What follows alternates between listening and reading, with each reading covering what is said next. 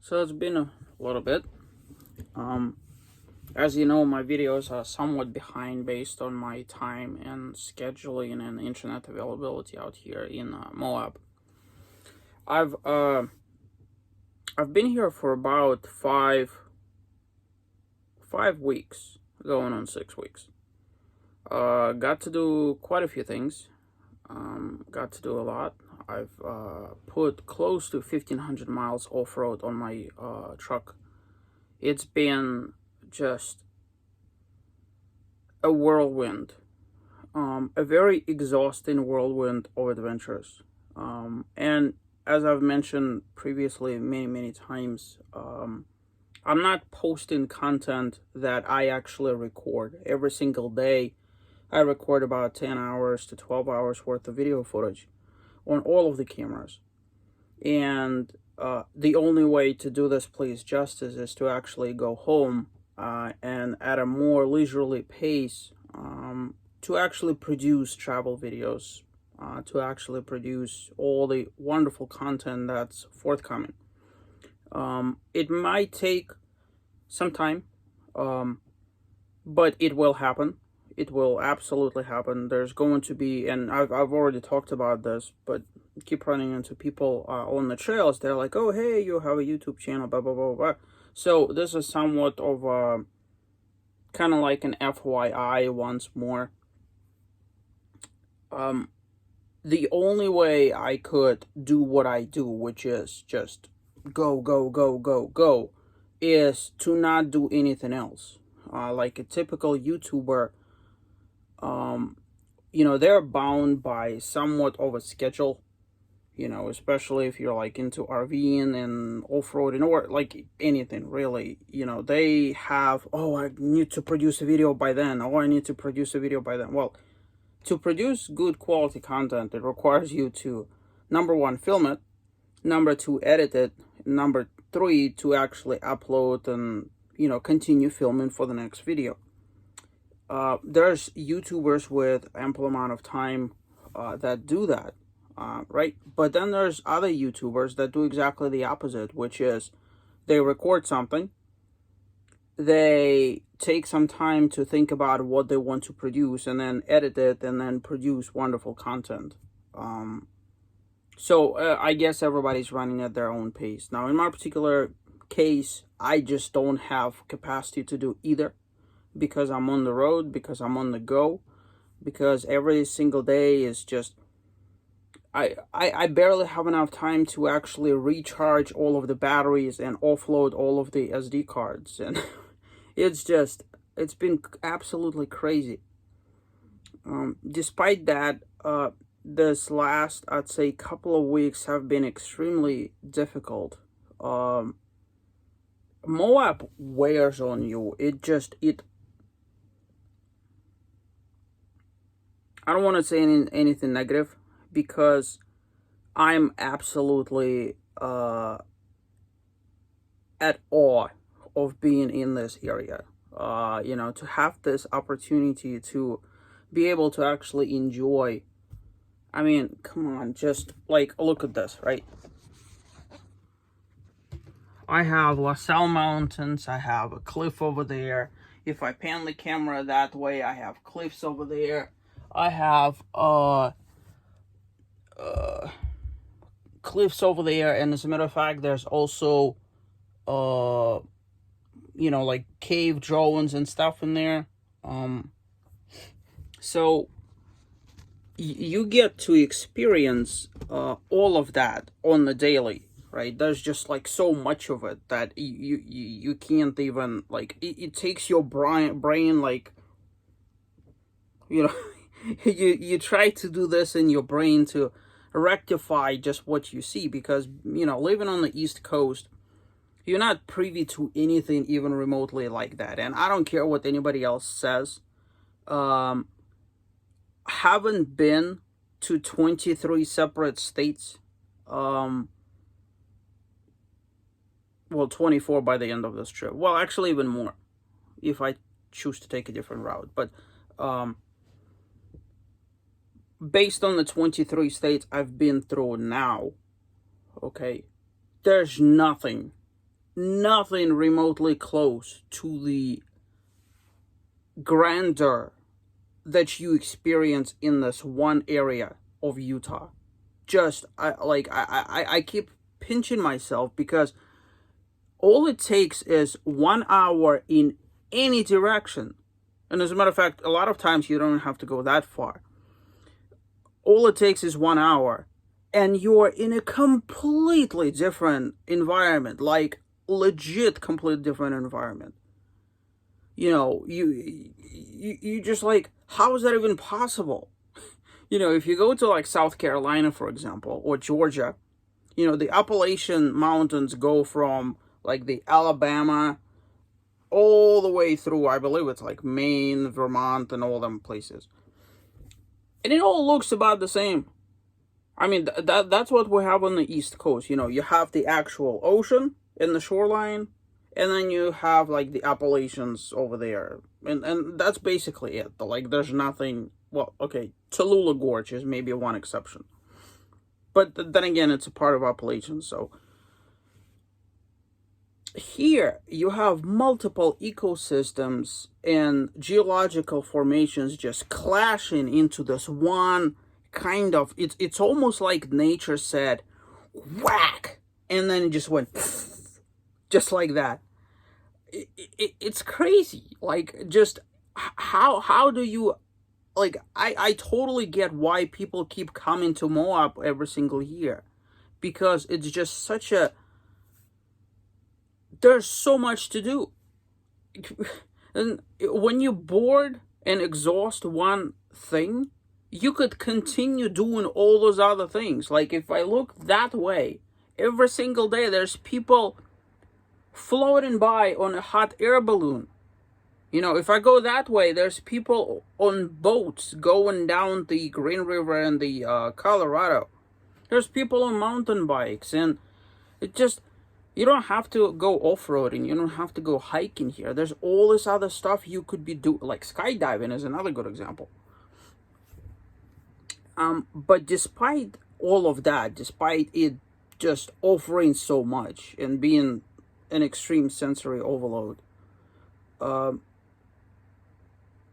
in order for me to give it justice, in order for me to pay it proper respect, I have to separate myself from being able to actually edit high quality cinematic content, which I normally put on my channel, and actually sort of shotgun these kinds of videos just to let you guys know what's up. There's been a lot of issues in the background that has just made my life insufferable. It's just been a grind. It's been very traumatizing, emotionally straining, if anything. It's hurts your feeling place, because the issues that you have, you have to deal with them, obviously, but you're not equipped to deal with them in a way that you could in the comfort of your house, for example. Like, if something is wrong with RV, you just kind of order parts on Amazon, and then you wait, and then they come, and then, that, right? But when you're like here, it's an issue. It is an actual issue. Like, for example, if I wanted to go and order parts on Amazon or whatever, right, I have to go all the way to Moab, which is good 40 minutes away. And then I have to pay $5 on top of it for a mandatory receiving fee from USPS or that shipping place in Moab, right? There's been issues with RV. I can't even, like, honestly.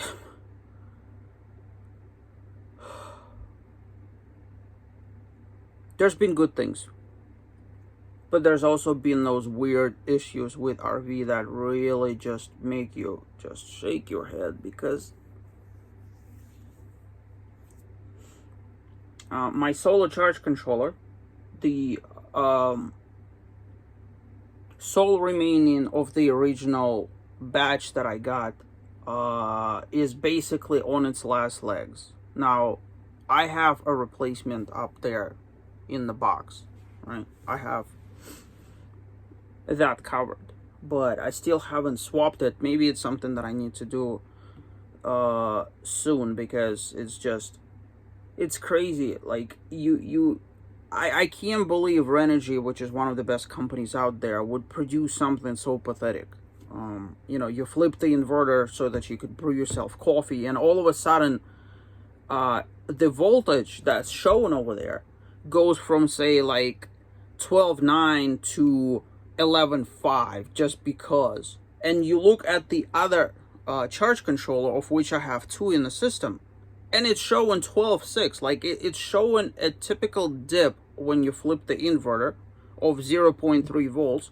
And I know I'm getting mathematically technical here, but basically what's happening is one of the computers that handles how solar is received on the panels. Like, if you don't know anything about solar systems, solar panels are on the roof, right? And then they go through wires to go to this computer box, right? And computer box just basically says, hey, I have all this solar energy, let me go ahead and convert it into 12 volts.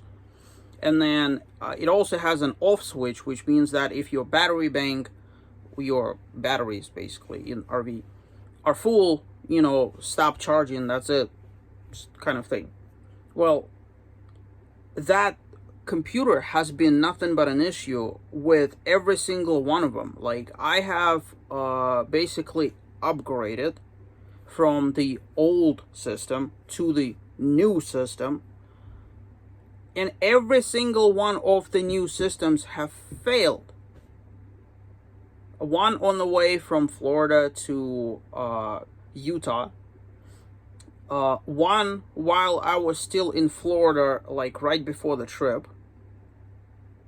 And another one between South Utah and Moab. So that's three. And this is the fourth one, by the way, that's failing. So, yeah. Now, I have replacements, obviously, so that I'm not concerned about that.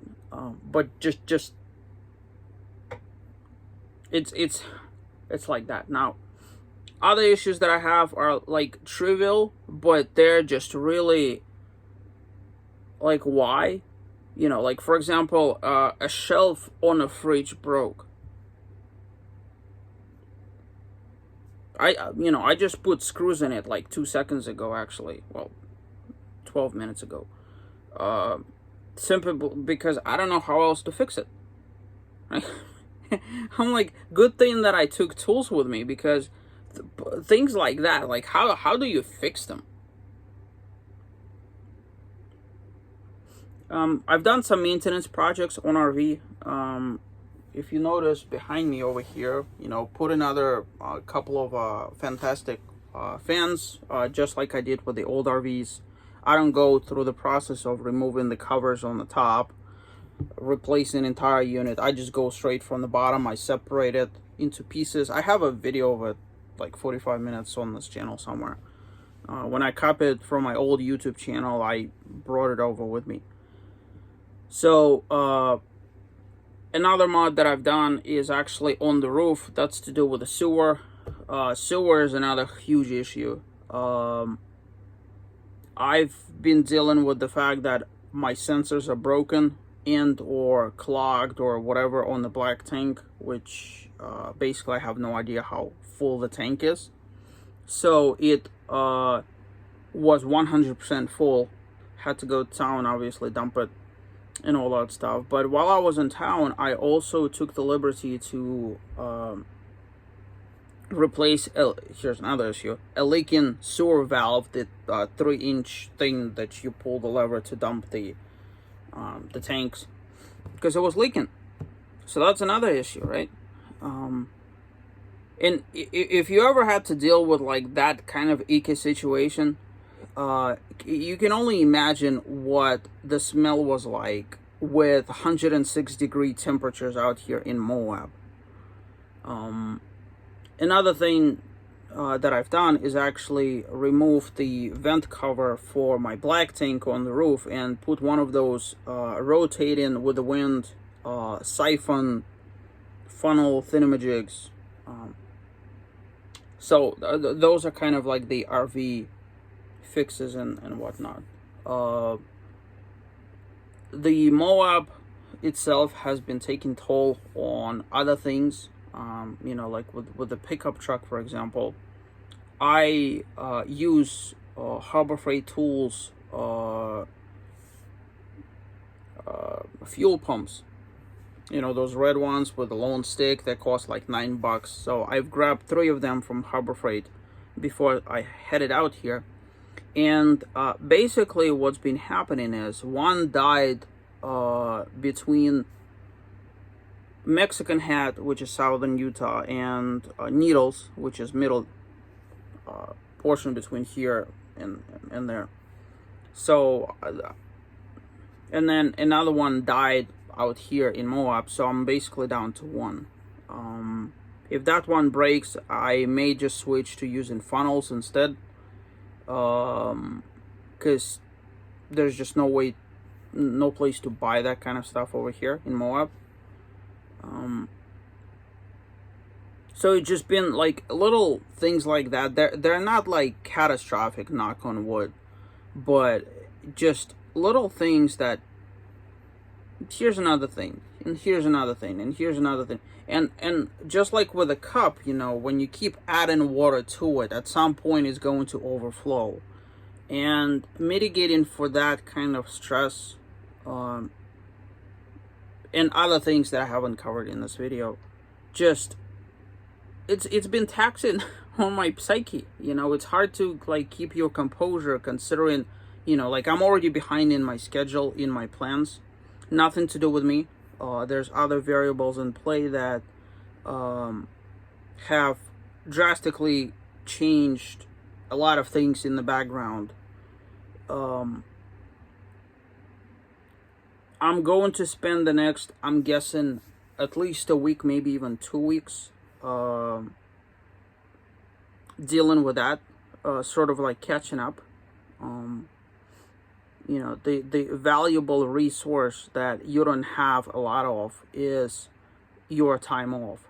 There's a lot of places where I need to go that I had plans to go, but I can only go there on weekends, right? But I can't stay here indefinitely because I have all those other plans in the books where, I have to be there at a certain time. So, because of scheduling changes and all this weird brouhaha that I've been dealing with, I put myself behind in a lot of that, trying to kind of make amends with everything else that's going on in the background. And it pains me to no end to put myself in a position where I have to like skip on something, which is why I intend to hopefully rectify that whole thing. Colorado is still on the books. I've been checking conditions of trails daily. Everything is more or less closed, which is kind of hilarious when you go to the website that tells you, hey, a lot of trails are open. And then you look on the schedule and it says close, close, close, close, close. And then it's like, well, it's open from here to here. Well, I don't need it from here to here. I need it for entire shebang. And it's also cold in Colorado, which is kind of funny because here it gets up to 122. It's already been 116, 122, 110, 102, 106. Out there it's 34. So I'm caught in somewhat of a rock and a hard place. My trip to Escalante and the Slot Canyons, yeah.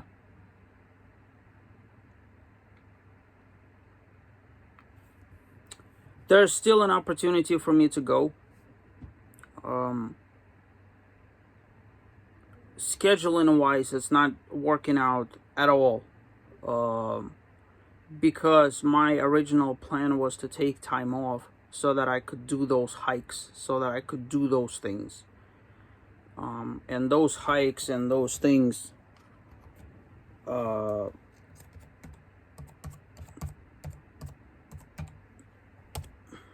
I have to fix this thing over here.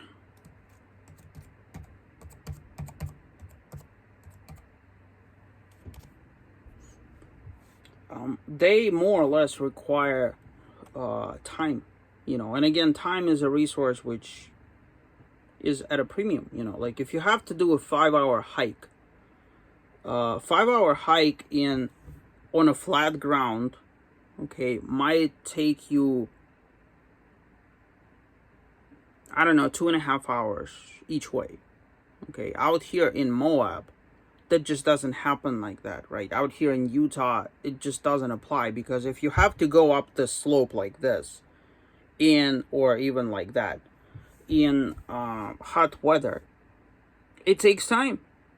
It takes time. Like yesterday, I've done a repeat of a hike I've done previously, Upheaval Dome in Canyonlands National Park, and that took probably hour and a half. Right, it's 1.8 miles round trip, so 0.9 miles is basically, what is it, like 45 minutes, right? So 45 minutes to a mile, that's a horrible pace when it comes to hiking.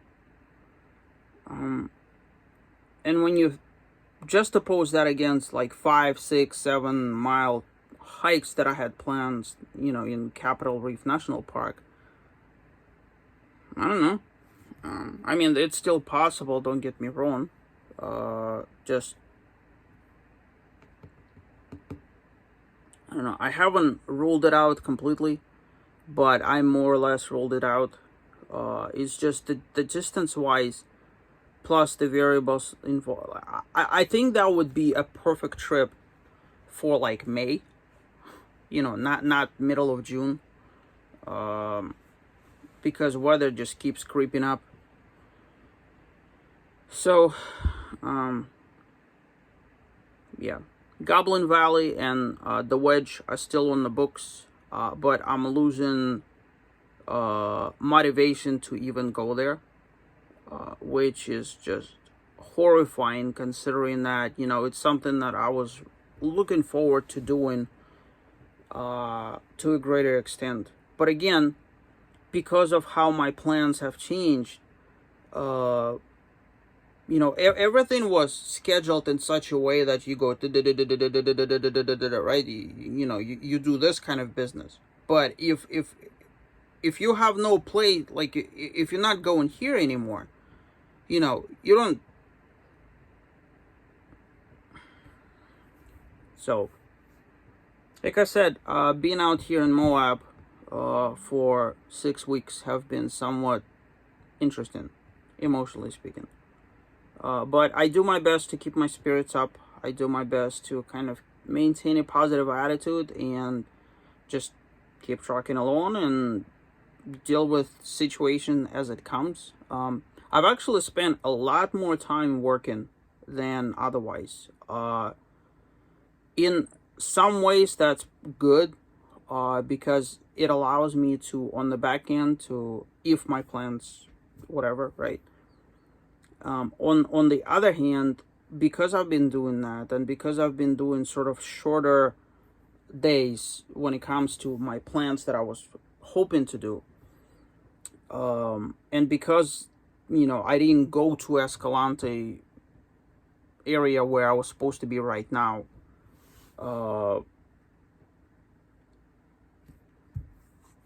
it's yeah. So it's been kind of sort of like that a little bit. But all I know is that in about 2.5 weeks, 2.5, yeah, probably more or less, I'm gonna be in Colorado. Maybe 3 weeks. We'll see. I'm gonna be in Colorado. So technically speaking, my plan was to get to Colorado early July, so that I could, do all the trails, and then mid-July actually either go back to Florida if I'm called back, or stay in the area for some time, meaning that, like do more trails or something like that, or go back to Utah. But then again, you have to. It's just it's crazy. Like it seems like it's not that far, and maybe it's not. For like, if I had just a regular vehicle as method of transportation, driving say 5 hours is like, okay, I'm just gonna drive 5 hours, right? But when you tow a massive trailer with a pickup truck on top of it, and you drive a 30-foot RV, you're basically a semi at that point. You're like 50 plus feet long, and that 5 hour trip suddenly becomes more like a 7 hour trip or 8 hour trip, right? And the fact that it's getting hotter and hotter and hotter, like I can't even imagine what it's gonna be like here in places like Escalante in July, in places like Arizona and Grand Canyon and Bryce and Zion in July, because like out here in Moab in July, it's 120 degrees. So with respect to hiking and stuff, of which I was planning to do in Zion and Bryce and Canyonlands and, around the Wave and Grand Canyon areas, they're going to be hot as hell. So it is entirely conceivable, just for sake of my sanity. And I don't want to hold myself to it, because none of my plans have been finalized in any, like, my original itinerary of 129 days allocated towards this trip have been, there was a monkey wrench thrown into that whole process, with us being called back to work and all this other stuff. So I've tried to make do with a shorter time frame so that I could actually accomplish the things that are most critical to me, which would be the Colorado and the Moab area. So I'm privileged to say that I'm going to be able to do that. Everything else, and if I make that extremely difficult decision to just abandon the trip in July, after I'm done with Colorado, and actually get back to, the East Coast, I think I'm gonna use that vacation for something completely different. Obviously take some time to rejuvenate and recuperate, and do something completely different. But you know what? That's in the future. I don't even want to think about it now. So I know this has been a long video, kind of all over the place, but just catching up on a lot of things that have been happening. I haven't talked about a lot of other things that's been happening, but there's been a lot of happening all the time. So hopefully I'll have a little bit more sort of ability and opportunity to catch up on my own plans, and hopefully not have to deal with as many issues as I've been dealing so far. So with that said, thank you for tuning in, and more adventures await.